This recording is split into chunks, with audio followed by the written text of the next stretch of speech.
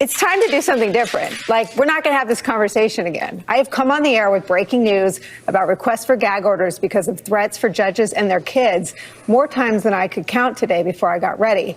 And Judge Ludig, I think it's time. I don't know who has to write the banners at the bottom of my show. I'm sorry in advance. But Donald Trump broke the rule of law. We should cover a broken judiciary in this country. Donald Trump managed to delay every federal criminal trial based on facts that he barely denies. Donald Trump managed to enlist the Supreme Court in a delay process, the highest court in the land. Donald Trump brazenly and repeatedly attacks not just judges, and I've had the privilege of sitting across not just from you, Judge Ludig, but from Judge Esther Salas, whose son was assassinated by a crazy person. Judges don't have Secret Service protecting them. They don't even always have, her child answered the door. What are we going to do different? Because Donald Trump sure as hell isn't changing. You know, we have talked about the prosecutors that are going after Donald Trump. Let's talk about the judges. Let's get ready to rumble!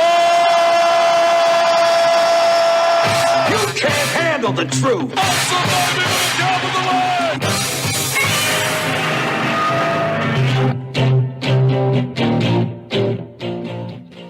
Hi, I'm Pastor Marty, and this is the Afternoon Drive. Thank you so much for watching. Please make sure that you are subscribed to the channel. Once you are, smack that bell, click the word all. That will give you notification of my rants, my ravings, my undeniably flawless reasonings.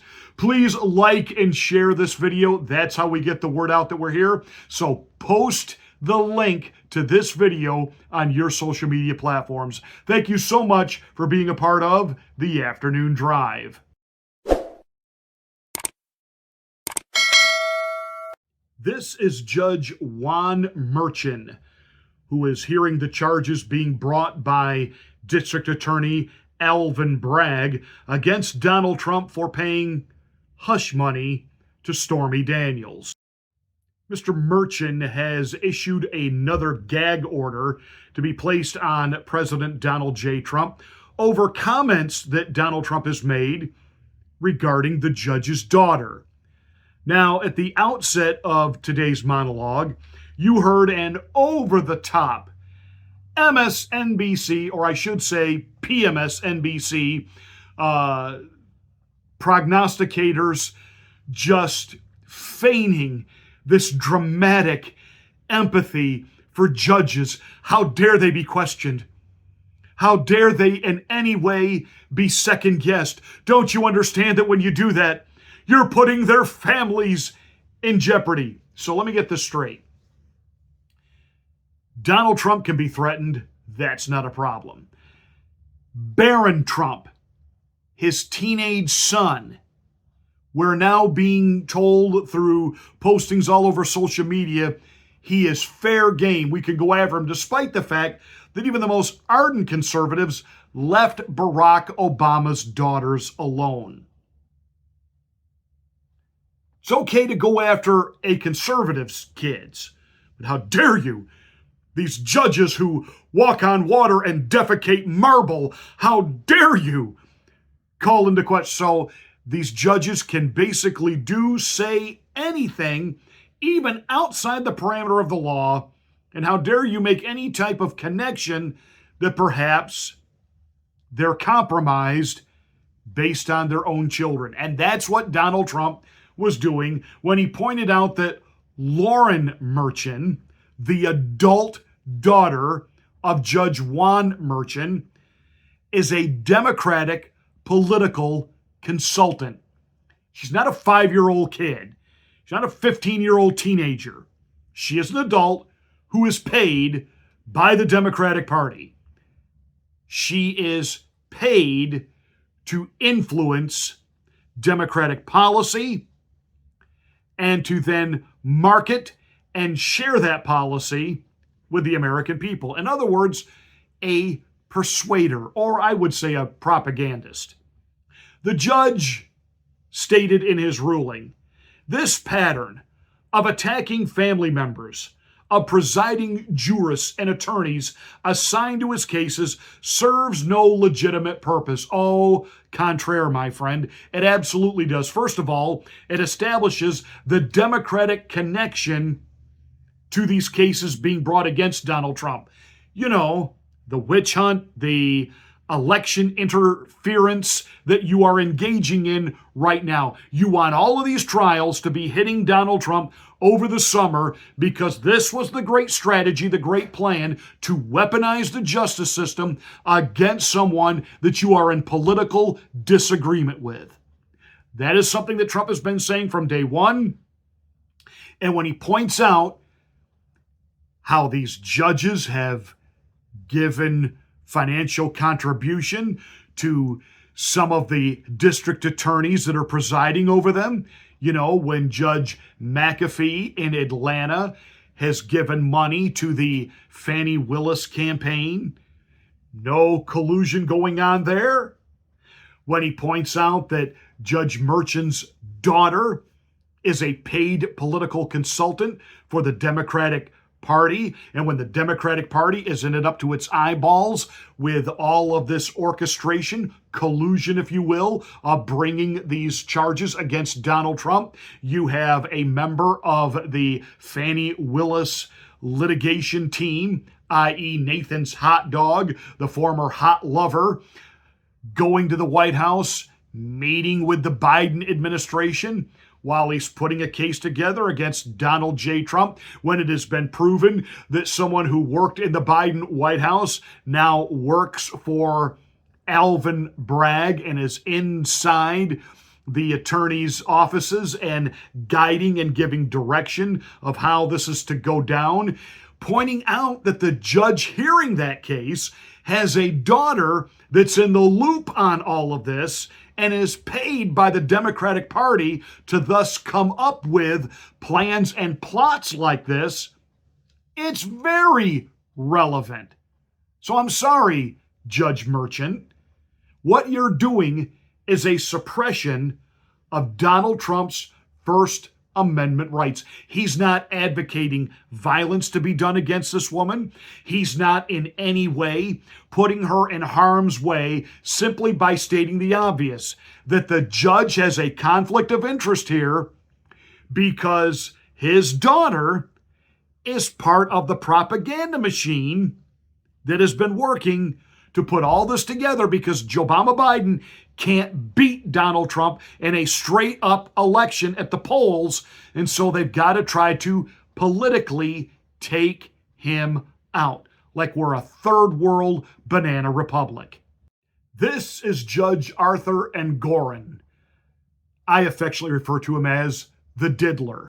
Doesn't he look like a diddler? I mean, one of those creepers that sits outside a kid's playground, and he's there. He's got the long trench coat on. He's got that goofy smile looking at the kids as they're playing. And when he finds that one little kid that's kind of isolated and alone and by themselves, he flashes them that he's naked and he's diddling himself under the trench coat. He is the diddler. This guy, I am certain if you were to check his garage, he probably has a creeper van.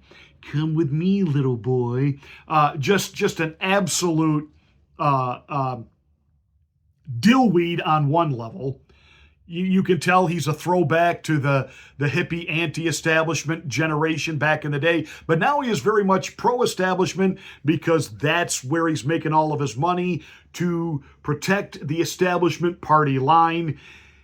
He is overseeing the case being brought by Letitia James,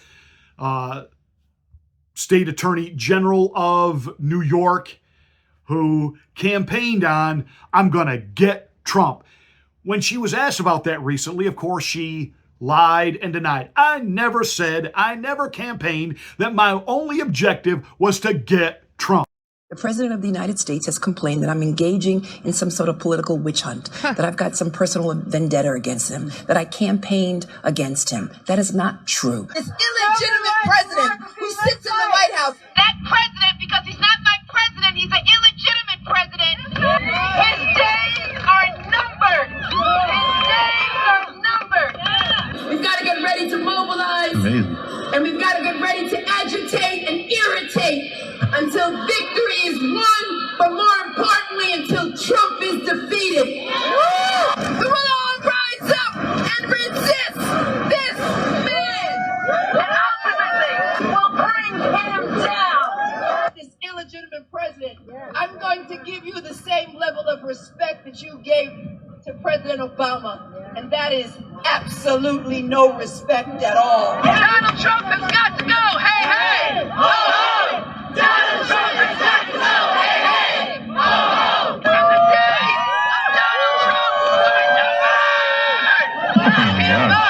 Lock him up. Lock him up. Lock him up. Lock him up. That is not true. Ooh, the videotape and the digital age kind of sucks there, doesn't it, Letitia? You absolutely did run on getting Donald Trump. New York has become an absolute hellhole. People can't walk down the street safely. The squatters' rights in the state of New York supersede the rights of homeowners. It is becoming increasingly violent and lawless. Even Democrats don't want to live in New York City. You've done away with bail. People can mutilate and cut up bodies and have them in their house, and they don't go to jail because you put all your energy and your resources and get Donald Trump. That's exactly what this is about. And her and the diddler decided to go after Donald Trump, that he had somehow violated New York business law by overinflating the price and the value of his properties in order to secure loans for himself, and that was deceitful, that was a scam, that he was committing fraud, despite the fact that that is exactly how the real estate industry works. And you've heard this explained ad nauseum, and Kevin O'Leary and even Mark Cuban are out there talking about everybody does this. And we even found out that this is exactly what political commentator and in his head funny man Jon Stewart did as well, that he overinflated the value of his property so he could get a better deal on it. Isn't that something? That everybody does that. But yet, there is no fraud. Yet, this governor decided, before any evidence had been presented in his courtroom, before the Trump team could even make an argument, he came right out the gate and said, Donald Trump is guilty of fraud. He just made an absolute summary judgment within himself. He's guilty. The question is, how much is he going to have to pay? So there wasn't even an opportunity for Trump to, quote, defend himself, even to the judge, against these charges, so that there would be no fine. No, it was just simply a matter of how much am I going to stick you for? Now understand, the judge said that Mar-a-Lago is worth only $18 million. Yet what experts did he consult with? What real estate people did he talk to? Did he even go down to Florida to see what the properties around Mar-a-Lago are going for? You know, my family and I, we just recently bought a house in the state of Georgia. And I can tell you that when you're buying a house, one of the things you have to do is you have to find out, well, what are houses that are similar in size and amenities in your particular area that you're wanting to move into? What are they selling for? It's what we call the comps. What are the comparables? Is the house across the street, which, you know, is very similar to the one you're buying and it's for sale, is it for sale for the same amount of money? If so, or I should say, if not, why? Mar-a-Lago, this basically palatial golf resort, which sits on two coastlines, which makes it prime premier real estate in Florida, is worth only $18 million, yet a vacant lot next door is worth $300 million. So one of the things that the Trump defense team has said, we weren't allowed to even bring in any of Donald Trump's accountants to explain why these properties were valued the way they were. To which the judge said, why would I allow anyone in from Donald Trump's team, especially as accountants, to testify? They're just going to lie. So again, in this country, it's supposed to be you're innocent until proven guilty. This judge has completely flipped it on its head and said, no, no, no, you're guilty because I say you're guilty, and I'm the diddler. I'm the diddler. You're going to have to prove yourself innocent, but I'm not going to let you. Because there's no way for you to prove yourself innocent. I'm just going to hit you with a fine and you will pay or we will seize your property. That is exactly what this guy did. The appellate court stepped in, lowered it from $355 million to $175 million, which Donald Trump posted. You understand the libloons are going out of their minds? Because for days, weeks, they were posting, he's broke, Don is broke, Don is broke. Even though you try to explain that all of his wealth is tied up in real estate, hard assets. Most millionaires don't just have $500 million laying around because it's tied up. And it would take him time to sell those properties and turn that into liquid value. I'm almost beginning to wonder if he didn't have the $455 billion all along, or million all along, waiting for the judges to lower it to $175 million. He went in and he paid it. Boom. And apparently he's got more cash than that laying around. Hey, Fanny, you're the one talking about having cash laying around, right? You could learn a lesson or two from Donald J. Trump. So in that sense right there, the diddler lost, overturned by an appellate court. And most legal experts, even those who do not like Donald Trump at all, believe this entire case is going to be thrown out. Otherwise, no one will ever do business in New York again. There is no victim here. There is no crime here. Donald Trump valued his property at this. Went to a bank and wanted to borrow money. The bank said, we will do our due diligence. They come back and say, no, we think it's worth this. So we'll go ahead and we'll loan you this. Because they won't loan you any more than 50% of the assessed value. Donald Trump sets it high because he needs this money. But to get this money, he's got to set it here. So they come here and then give it here. This is business. This is how it works. Every CEO and businessman understands this. Every real estate agent, even just the guy down at Century 21 Real Estate, understands this is how it works. It's called the art of the deal, negotiation. But the diddler and Letitia James, who ran on getting Trump up these charges, and now she doesn't get her wet dream fantasy of being able to padlock Trump Tower. This is Judge Eileen Cannon. She is overseeing the documents case in Florida. Now, for full disclosure, she was appointed to the bench by President Donald Trump. And many of the critics, and of course the lying legacy corporate corrupt mainstream media, are talking about this slow, almost inert process of this actually coming to trial. And they are beginning to come to grips with the fact it's not going to trial by July. It's just not going to happen. Now, she denied Trump's motion to throw out the case and dismiss it entirely. But she gave a ruling this past week, which was kind of a signal to Jack Smith and the prosecution team. You could be a little bit of trouble here, because she's asking them to prove that the records that they're trying to take from Donald Trump actually belong to the government. Bum, ba-dum, bum. And this, of course, has the libloons in total and complete meltdown mode. Well, of course they belong to us because we say so. So no. You raided Mar-a-Lago. You seized records that you said that he, the president, was withholding from the government. You hear all these people when they talk about what Trump did versus what Biden did. Well, Biden gave them back when he was asked. No, he didn't. He had records from the time he was a senator and a vice president. And his ghostwriters were using them to write about what he had done in office. Top secret documents being read by people who don't have top secret clearance. But we're told the difference is Joe gave them back. Joe never had the right to take them. The whole argument, the whole case is the president does have the right to take them because only he has the sole authority to classify a document or unclassify a document. And once he has deemed it unclassified, he can say, it's mine.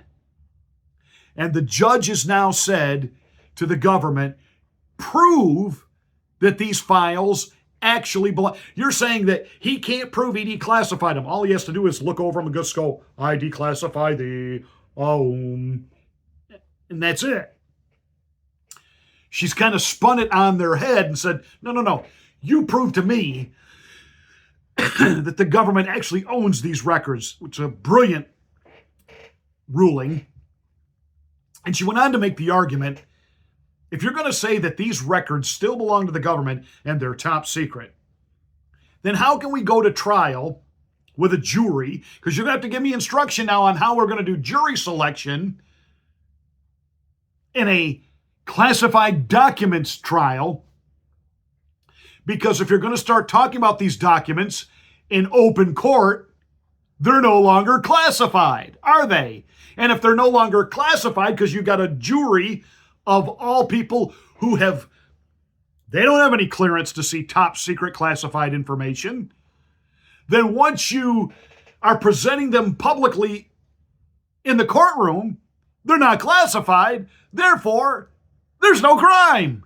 Bum. This is Judge Scott McAfee. He, of course, is hearing the Trump interference case in Atlanta, Georgia.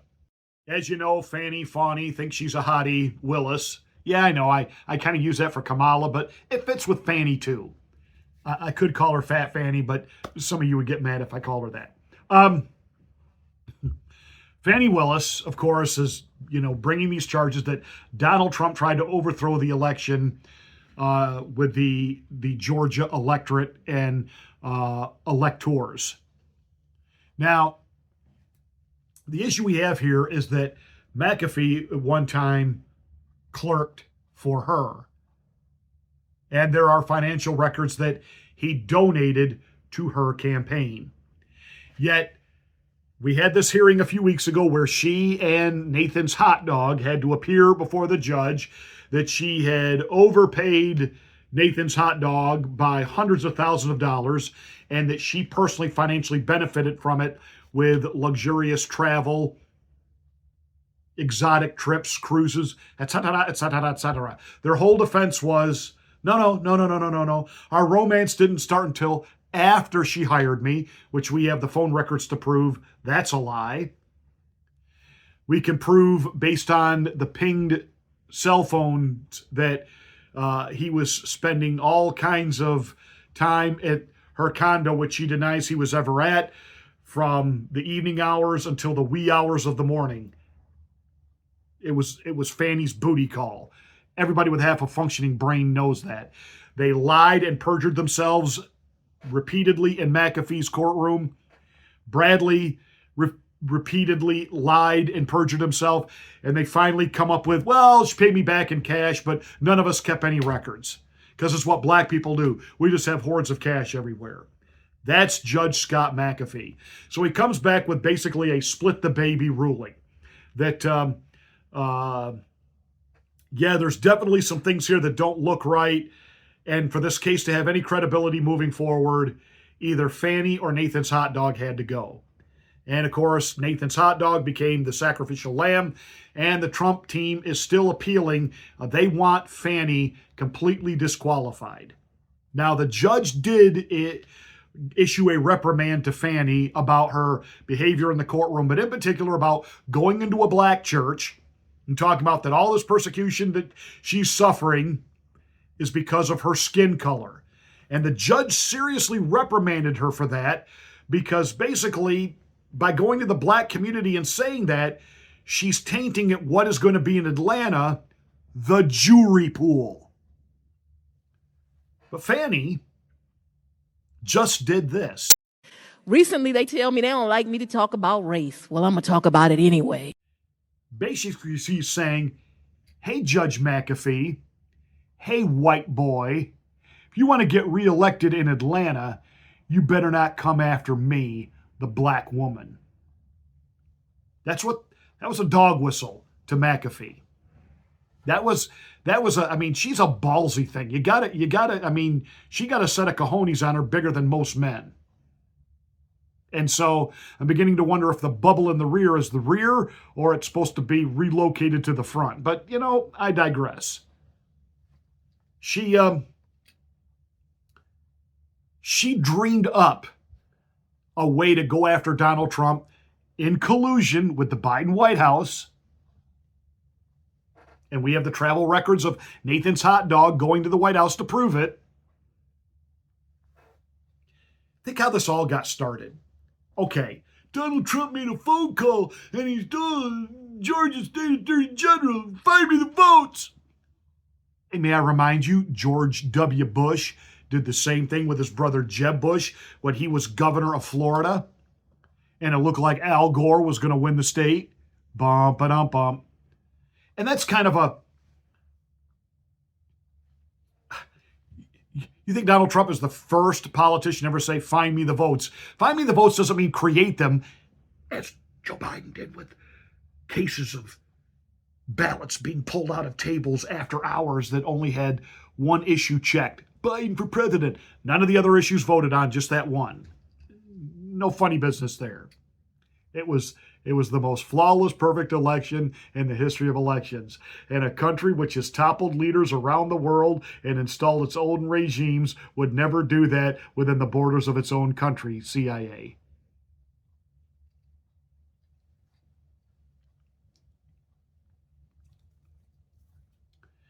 But I go back when the grand jury was deciding whether or not Donald Trump should be indicted at all. And this is still worth $1 million. Emily Kors, who was the floor person, or I should say the foreperson of the jury. Do you personally want to hear from the former president? I wanted to hear from the former president, but honestly, I kind of wanted to subpoena the former president because I got to swear everybody in. And so I thought it'd be really cool to get 60 seconds with President Trump of me looking at him and being like, do you solemnly swear? And me getting to swear him in. I kind of just thought that would be an awesome moment. We just wanted to indict Donald Trump, so we did. So there are the judges. And at every turn, they're trying to figure out ways to shut up Donald Trump. Because when he points out what's really going on